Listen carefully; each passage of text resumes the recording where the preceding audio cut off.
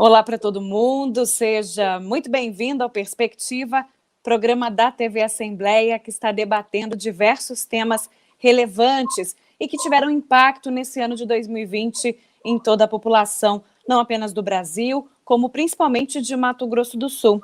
E dessa vez a gente vai falar sobre economia, um tema já abordado pela gente aqui no nosso programa, só que traçando um panorama, fazendo uma análise do que aconteceu ao longo desse ano e de que forma, né, a economia dos municípios, a economia sul-mato-grossense está se recuperando das sequelas deixadas por um ano tão difícil, ocasionado principalmente pela pandemia da Covid-19. E mais uma vez com a gente, nós vamos bater um papo com o doutor em economia, professor da UEMS, Matheus Boldrini Abrita. Seja sempre muito bem-vindo, a gente gosta de conversar contigo, de trazer o seu ponto de vista, as suas análises, especialmente sobre essa retomada econômica no nosso estado e também no país. Obrigada. É sempre muito proveitoso esse debate, né? E gostaria de agradecer aqui o convite da TV Assembleia e de todo mundo que está acompanhando aí. Mandar um abraço. E a gente está finalizando mais um ano, estamos em dezembro, estamos já em ritmo de pensar no futuro, em ritmo de 2021, mas antes eu gostaria de saber o que a gente pode fazer de análise aí de 2020, o que teve mais impacto, o que está sendo recuperado ou não recuperado aí nesse fim de ano, Matheus? Olha, Lívia, definitivamente, se a gente puder resumir esse ano em uma palavra, né, foi marcado pela incerteza. Então, a gente teve incertezas econômicas, incertezas no campo da saúde, incertezas políticas e sociais, né? E isso, obviamente, refletiu na economia, né? Nós tivemos impacto na economia mundial, na economia brasileira, economia local, porque está tudo interligado, né? E isso foi bastante evidenciado até pela taxa de câmbio, né? Então, o real em relação ao dólar apresentou uma grande depreciação esse ano, né? Fruto dessa incerteza.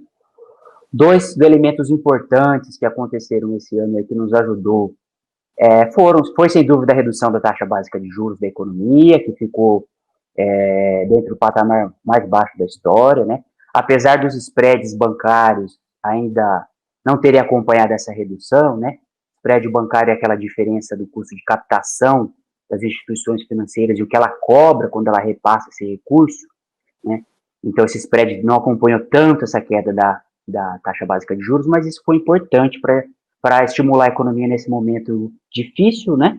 Também o auxílio emergencial foi muito importante para que a gente não tivesse uma situação ainda pior. Então, em uma palavra, esse ano pode ser definido como o ano da incerteza.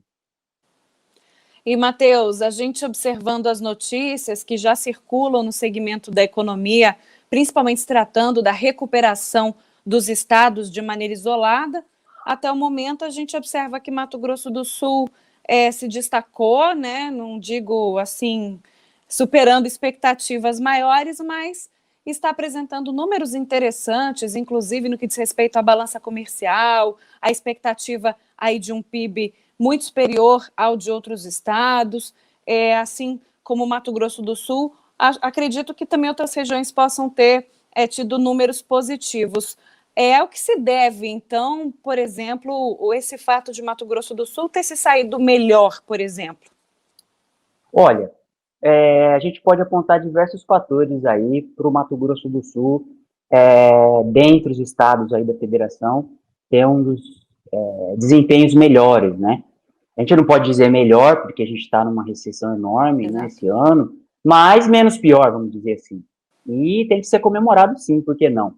Né? É um dado positivo. A gente tem que enaltecer as coisas positivas. Bom, diversos fatores podem ser apontados, né? A gente teve uma eficiência, uma certa eficiência na gestão da crise, com medidas de controle sanitários, protocolos, e ao mesmo tempo minimizando os impactos econômicos aqui no estado, né? Apesar de poder ser feito críticas e tudo mais, a gente teve uma certa eficiência aí na gestão da crise, sim, né? A gente tem um setor altamente competitivo, que é ligado às commodities, né? E esse setor foi muito impulsionado aí pela depreciação do câmbio, pela elevação da demanda internacional e por uma safra boa. Então, os produtos como soja, milho, carnes, tiveram um ganho econômico muito forte, né? E mesmo esses setores não sendo caracterizados por gerar muito emprego, você pode observar que ele movimenta a economia e acaba transbordando para outros setores, né? Então, essas receitas maiores nesse setor, eles ajudam os outros setores também, né? Então, isso foi importante aqui para o nosso estado. Também o nosso setor industrial, ele também se mostrou robusto, né? Talvez tenha sido um bom diferencial. O Brasil vem passando aí por um processo de desindustrialização muito forte, e no Mato Grosso do Sul a gente teve um resultado importante no setor industrial, né? Para vocês terem uma ideia, de janeiro a outubro desse ano, o Mato Grosso do Sul ele teve um aumento nas exportações de produtos industrializados em relação ao mesmo período de 2019. Então, mesmo na pandemia, a gente teve um aumento na exportação desses produtos, né? Ao redor de 5,2%, né? E mesmo com a Covid, a gente teve esse destaque positivo aí, com papel celulose, frigoríficos, né? Aumentando as receitas aí do setor industrial também. Então, enquanto muitas unidades da federação estão perdendo protagonismo no setor industrial, o Mato Grosso do Sul vem buscando um fortalecimento nessa área, e isso pode ser aí um dos principais fatores para esse nosso resultado positivo. Agora, falando do bolso do consumidor, você citou aí alguns produtos que fazem parte aí de commodities, nós tivemos aumento nas exportações, realmente uma procura internacional por determinados produtos expressiva, e aí no mercado interno, com essa escassez, a gente está vendo aí a cesta básica disparar. A gente pode ter uma explicação para isso? Arroz, óleo de soja, carne. No que diz respeito ao mercado interno, quem está pagando mais caro é o povo. Olha, Lívia, exatamente. A gente fala que em economia, muitas vezes, a gente tem uma situação de cobertor curto. O que é essa situação de cobertor curto? Você vai cobrindo de um lado, descobre de outro, aí você volta para cobrir o outro, descobre de outro. Então, não é fácil. Então, ela é complexa, ela tem vários elementos, né? Se, por um lado, a gente teve uma grande entrada de recursos pelas exportações, né? A gente, sim, tem esse efeito colateral, né? E um problema é que é muito difícil a gente encontrar produtos substitutos para a cesta básica, né? É até possível você encontrar produtos substitutos, só que esses produtos, eles têm uma característica de possuir uma demanda inelástica, ou seja, não é fácil do consumidor, mesmo diante de aumento de preços, encontrar outros produtos, não é fácil, né? Então, mesmo em grande dificuldade, a população, ela tem que continuar consumindo esses produtos, né? A exemplo de medicamentos, a exemplo de combustível, os alimentos são produtos de demanda inelástica que mesmo subindo o preço, você não tem muito para onde correr, né? Então, isso é um problema para a população. Isso pode ser explicado por diversos fatores, não é mesmo? Então, a gente tem aí mudança de hábito que aconteceu na pandemia, por exemplo, muitas vezes as pessoas comiam fora de casa salgadinhos ou, sei lá, outro tipo de comida. Então, a gente teve uma mudança de hábito na pandemia que as pessoas cozinharam mais em casa e aí acabaram consumindo mais arroz, feijão, óleo, né? O auxílio emergencial também ajudou no poder de compra da população, então foi importante, né? Então, pressionou um pouco, mas eu acho que o fator mais importante aí foi o câmbio, né? O real mais fraco frente ao dólar, ele incentiva a exportação dos produtos. E aí pressiona os preços para cima, não tem jeito, né? A exportação, para quem não está acompanhando, é quando um país envia seus bens e serviços para o exterior. Por exemplo, como o real desvalorizou, você pode pensar assim, mas quase todas as moedas desvalorizaram. Sim, mas você tem que estar atento à magnitude, né? O real foi uma das moedas que mais perdeu força no mundo. Então, vamos supor que o real perdeu X% de força, e a moeda da China perdeu menos, significa que a moeda da China ficou mais forte. Então, nossos produtos, para o chinês comprar, ficou mais barato. E eles são ávidos, né? A Ásia é ávida pelos nossos produtos. Então, a gente pode dizer que o câmbio ajudou muito na alta desses produtos. Somado a uma alta internacional desses preços, alguns problemas logísticos que atrapalharam a exportação de alguns produtos de alguns países produtores, né? E também alguns países começaram a fazer estoques desses produtos básicos. Então, tudo isso somado gerou a alta desses preços. Então, nós não temos um fator isolado. Mas se eu precisasse indicar um mais importante, tenha sido o câmbio, né? Certo. O auxílio emergencial, no caso, poderia ter feito também as pessoas consumirem mais, procurarem mais por esses produtos, pelo fato também delas estarem mais em casa, consumindo mais alimentos preparados no ambiente doméstico. A gente até discutiu na última edição do Perspectiva, que você participou com a gente, Matheus, a situação do arroz.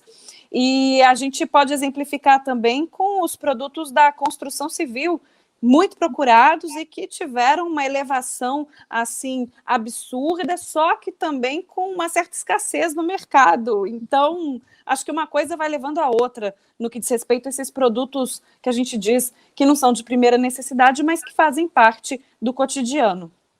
Exatamente, mas a gente também não pode colocar o auxílio emergencial como um vilão nesse caso, porque ele está fornecendo, né, está ajudando na vulnerabilidade alimentar das pessoas, né?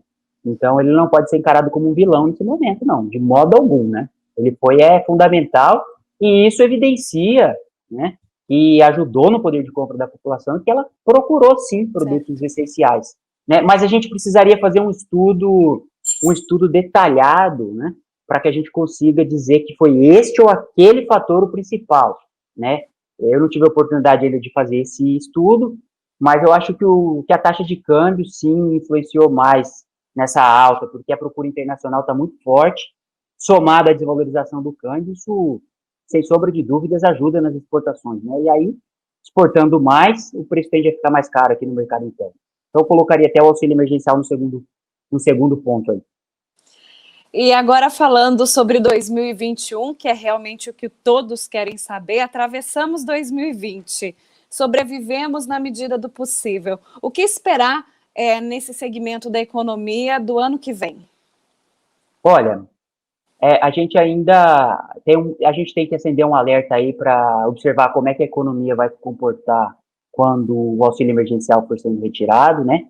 Porque o auxílio emergencial ajuda na demanda, e aí os empresários conseguem vender mais e manter suas atividades funcionando, né? Manter os empregos, etc. Então a gente tem que olhar com lupa aí como que a economia vai se comportar quando esse estímulo for retirado, né? E sem sombra de dúvidas, a pandemia vai ditar. Não tem como fugir disso, né? A pandemia vai continuar ditando aí o ano que vem. Então, se a gente tiver um tratamento, uma vacina eficaz, a gente pode ir indo para o normal, né? Se não, a gente vai ter que continuar lidando com essa situação. Se a gente observar o relatório Focus, né, que é aquele boletim que o Banco Central divulga junto com as instituições financeiras, análises econômicas, aí a expectativa é de um crescimento de 3,31% ano que vem para o nosso país, mas destacando que está vindo de uma base fraca, ou seja, a gente vai ter um percentual de alta em cima de uma base fraca, né? E também vale ressaltar que nos últimos anos, mesmo antes da pandemia, infelizmente as previsões de crescimento foram sendo revisadas para baixo várias vezes. Então, no ano anterior dizia-se, vamos crescer 2,5%, 3,5% ano que vem, e conforme ia ocorrendo aquele ano, essas expectativas iam sendo frustradas, infelizmente. Espero que ano que vem não aconteça isso, espero que a gente tenha uma vacina, um tratamento para essa doença, e que a gente possa retomar o crescimento econômico aí para que a gente tente ajudar as pessoas que estão passando necessidade, né? Agora, falando basicamente sobre Mato Grosso do Sul, de que forma a pandemia, por exemplo, afetou o desempenho dos municípios, o desempenho das cidades, sabendo que muitas, né, assim, Mato Grosso não é um estado superpopuloso, nós temos mais de 2 milhões de habitantes no total, e alguns municípios têm características muito particulares, uns são mais voltados para a pecuária, outros para a lavoura, outros para o turismo, né, tem a questão da celulose, então, basicamente, depende-se de atividades chaves para que essa economia gire. Como é que fica a situação deles? Perfeito, Lívia. Você antecipou muito da resposta já na sua pergunta, né? A gente tem uma variedade enorme de características nos municípios, né? Mas eles foram afetados de diversas formas, né? Como frustração de receitas fiscais, de arrecadação, não é mesmo? Prejuízo aí no emprego, na renda, uns mais, outros menos, né? Isso foi variável, né? De um modo geral, quanto menor o município, ele tende a sofrer um pouco mais. Por quê? Porque eles ficam mais vulneráveis e possuem menores instrumentos de atuação, tá? E possuem um contato mais direto com a população. Então, os municípios, eles são um elo de atenção aí entre os entes da federação, né? E a gente tem enormes desafios aí nessa questão municipal, né? continua sendo enfrentar aí a pandemia, né?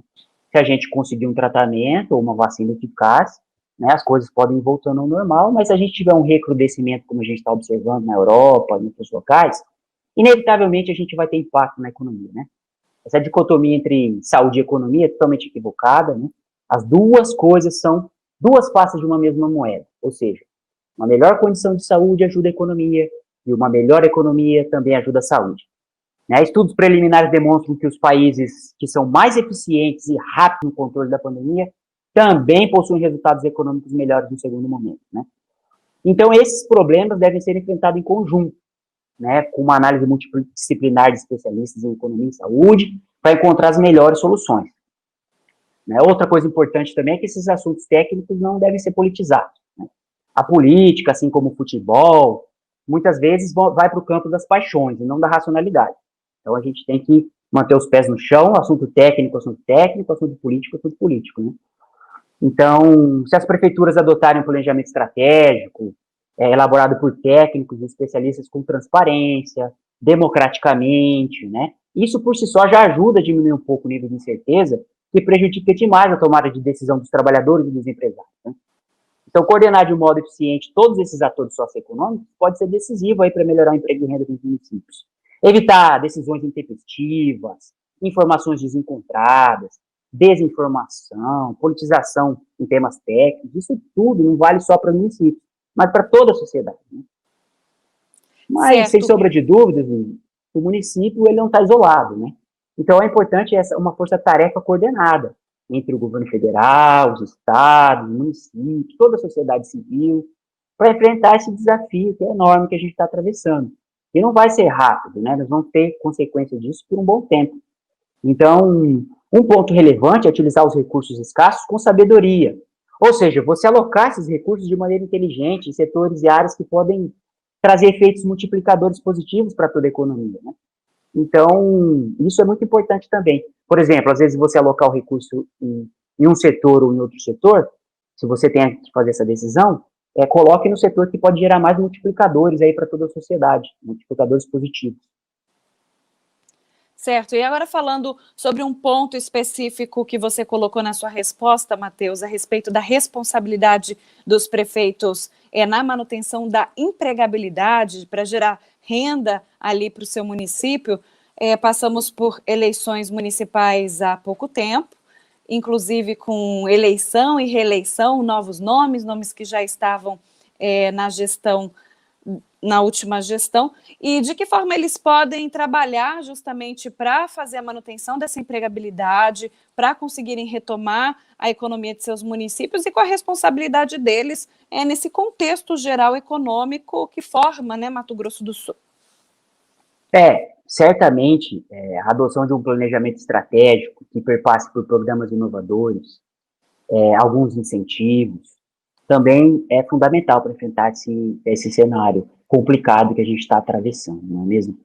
Então, se as prefeituras conseguirem fazer esse diálogo com as instituições, com as associações de empresários, com toda a comunidade do município, conseguir sensibilizar a importância da adoção das medidas para não atrapalhar a disseminação dessa doença, não é mesmo? Para que a gente evite ter que fazer lockdown, para que a gente evite ter que paralisar setores, não é mesmo? Isso me parece fundamental para que a gente tenha um bom resultado econômico. Então, as duas coisas têm que andar juntas. Buscar uma proteção da saúde junto com as medidas econômicas, né? Então, evitar as aglomerações desnecessárias, que pode estar disseminando, porque senão pode acontecer a seguinte coisa: você, em situações que não são essenciais, em situações triviais, você acaba... Eu não sou especialista em saúde, né? Por isso que eu disse que a gente precisa ter um enfoque multidisciplinar, mas ao que me parece é o seguinte: você não pode ocorrer na seguinte situação, de que em situações e ocasiões que não são essenciais, você prolifera o vírus, a tal ponto que você precisa fazer um lockdown, e aí atrapalha aquelas pessoas que precisam trabalhar e trazer o pão de cada dia para sua casa, não é mesmo? Isso é o problema principal. Então, a gente tem que sensibilizar a população, para também não ter que cair nessa história de multa, para não ter que cair nessa história de de uma situação mais pesada, seria interessante trabalhar com convencimento, na argumentação, nos aspectos democráticos, para convencer da importância desses protocolos rígidos de biossegurança para que a economia continue operando, não é? Então tem que andar as duas coisas juntas. Esse é o conselho que eu dou para os prefeitos, né? E para toda a sociedade. E falando de algo bom, né, de um projeto que vai sair do papel, a gente não sabe dizer exatamente quando, mas está bem encaminhado, que é a Rota Bioceânica, de que forma que ela pode afetar positivamente o desenvolvimento dos municípios de Mato Grosso do Sul e, por consequência, o nosso estado.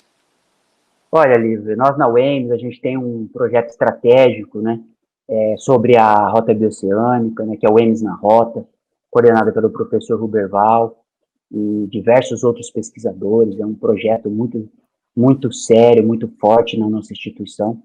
E eu tenho dito em todos os webinários que a gente tem feito, em todos os debates, na produção de artigos científicos e de pesquisa, que a Rota ela é uma grande janela de oportunidade. Por que uma janela de oportunidade?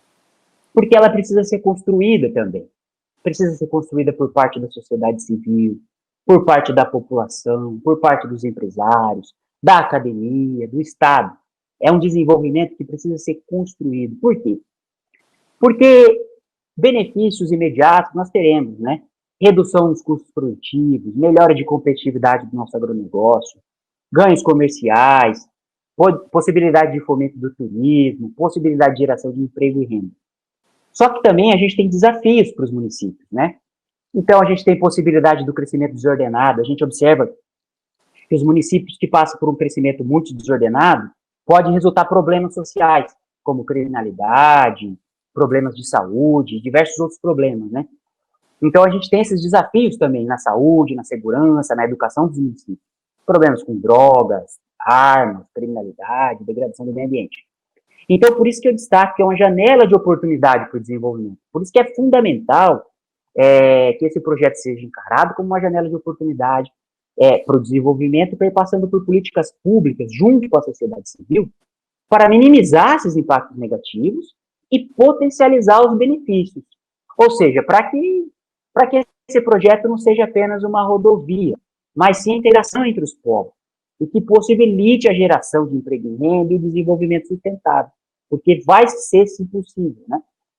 Desde que a gente crie coletivamente, né, essa situação. Por isso que a academia e o setor produtivo e o Estado trabalhando junto com os empresários é fundamental nesse sentido, né, para a gente construir esse desenvolvimento sustentável. E para a gente finalizar, Matheus, mais uma pergunta, rapidamente, já que estamos em ritmo de fim de ano, olhando para o ano de 2021, Mato Grosso do Sul ele tem sido visto como um estado de grande potencial dentro do Brasil, porque com essa expertise mais exportadora, digamos assim, né, que esse ano acabou surtindo um efeito até interessante nesse ambiente doméstico, porque os preços aumentaram porque nós exportamos mais, fala-se nas questões climáticas, né, até mesmo nesse impacto na produção de outros países que também são exportadores e que produzem commodities. O Brasil se torna aí um centro das atenções, e Mato Grosso do Sul não pode deixar de explorar esse potencial importante aí nos próximos anos. Eu acredito que, de repente, para o fim desse ano, para o ano que vem, podemos ter aí notícias boas. Até a gente fazendo um link com a sua pergunta anterior, Lívia, da Rota Bioceânica, né? O que eu venho argumentando é que é fundamental a gente trabalhar também para agregar valor nesses produtos que a gente já é competitivo. Ou seja, a gente já é competitivo na produção de soja, de milho, né, na produção de carnes, a gente já é competitivo. Mas seria interessante a gente intensificar esse processo de agregação de valor. Ou seja, num primeiro momento, a gente melhora ainda mais a competitividade nesses setores que a gente já é forte, que a gente já é competitivo. No segundo momento, a gente agrega valor, ou seja, ao invés de exportar soja em grãos, a gente começa a exportar o óleo de soja, ração, vai agregando valor. Cosméticos, que advém dessa produção também, não é mesmo? E você vai agregando valor a essa produção, porque esses outros setores também podem gerar mais emprego e renda. Então, temos a bioeconomia, então a gente tem um potencial enorme de desenvolvimento sustentável aqui no nosso estado.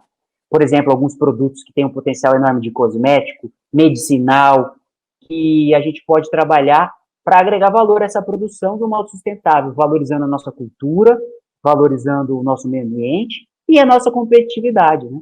Para que a gente tenha setores economicamente viáveis, socialmente sustentáveis e ecologicamente corretos. Tá certo, eu quero agradecer mais uma vez a participação do doutor em Economia, professor da Universidade Estadual de Mato Grosso do Sul, Matheus Boldrini Abrita, tirando algumas dúvidas nossas. Que ano de 2020, hein, Matheus? Feliz ano novo para você, obrigada pela sua participação mais uma vez. E ano que vem, quem sabe a gente se vê em mais um Perspectiva. Obrigada pela sua participação. Eu que agradeço a oportunidade, sempre um ótimo debate de falar com vocês. E eu espero que no nosso próximo encontro a gente tenha notícias melhores, de que esse ano difícil tenha ficado em 2020 mesmo, que 2021 a gente possa trazer notícias melhores, né? Porque 2020 foi um ano muito pesado para muitas famílias do Brasil e do mundo, né? E que 2021 seja um ano muito melhor, se Deus quiser vai ser. Muito obrigado. De nada, obrigada a gente pela participação, também finalizando o mês de dezembro, a gente aqui com a TV Assembleia, o programa Perspectiva, debatendo assuntos assim importantíssimos e relevantes para toda a população. Se você gosta do nosso programa, acompanhe a TV Assembleia no canal 9 da NET, não deixe de compartilhar também o nosso link do YouTube com seus amigos e familiares. Voltamos em uma próxima edição com um novo tema. Até mais, tchau, tchau.